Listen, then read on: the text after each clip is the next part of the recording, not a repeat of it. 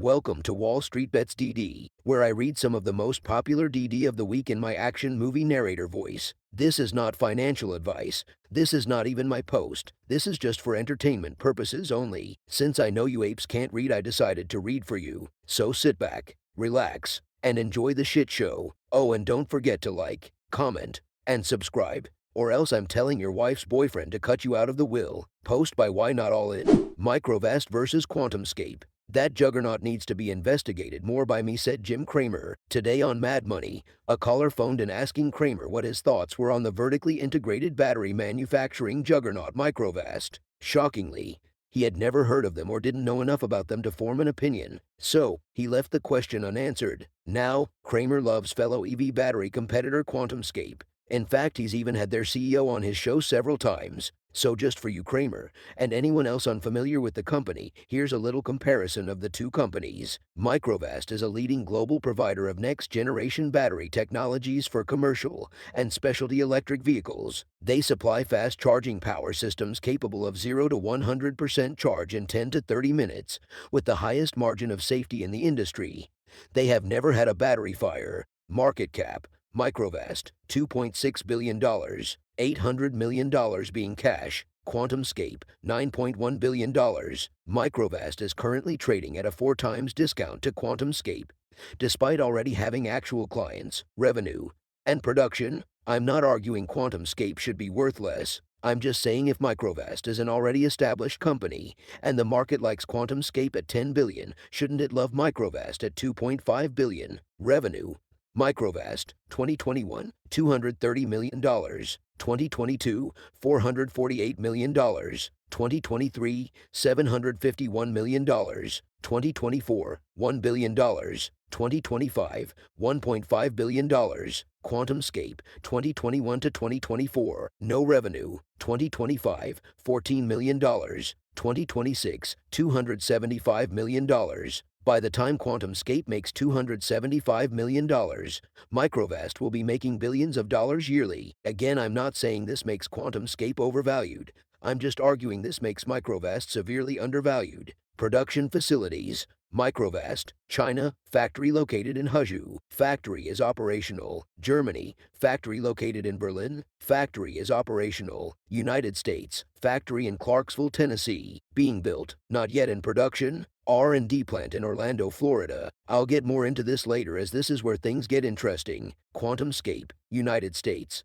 Plant in San Jose, California. As you can see, Microvast is an established multinational corporation with production all over the globe. Coincidentally, the two largest automotive manufacturing countries in the world are China and the United States, Germany being the fourth. All countries Microvast operates out of. Solid state.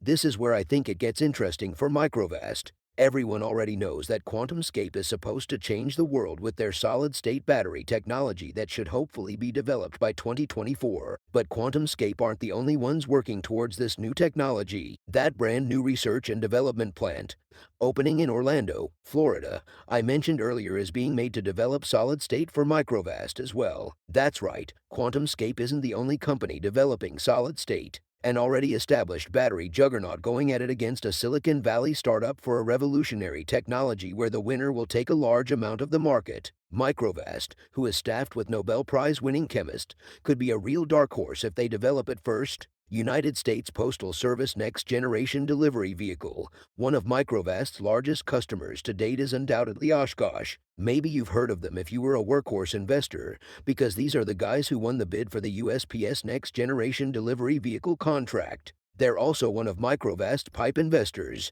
and Microvast is their electric vehicle battery supplier. Now, this may be a bit speculative, but does it not make sense that Oshkosh would have their EV battery supplier supply the batteries for this new multi-billion-dollar EV contract? Could this be the reason the U.S. Department of Energy requested Microvast to build a factory in Clarksville, Tennessee to meet the demand of such a large contract? If Microvast is the battery supplier for this contract, say hello to additional billions in contracted revenue. Full disclosure, I'm heavily invested in Microvast shares and have been adding $10 calls every week for the last 3 weeks. I plan to hold this stock for the next 3 to 5 years as the world is on the brink of an EV industrial revolution, and Microvast has positioned itself as the pick and shovel to this gold rush. TLDR, Microvast should be worth more than QuantumScape, and QuantumScape is currently worth 4 times Microvast.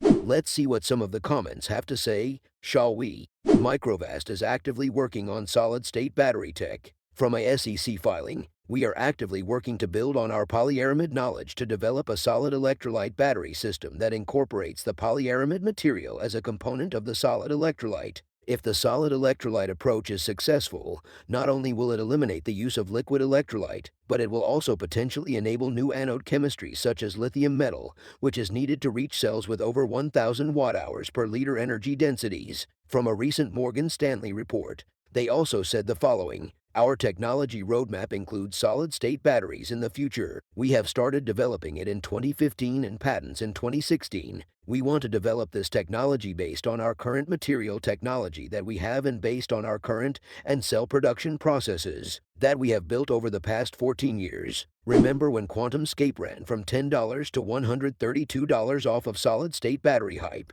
Pepperidge Farms remembers. Oh, I remember. Microvast has 550 plus patents, of that more than 15 on solid state.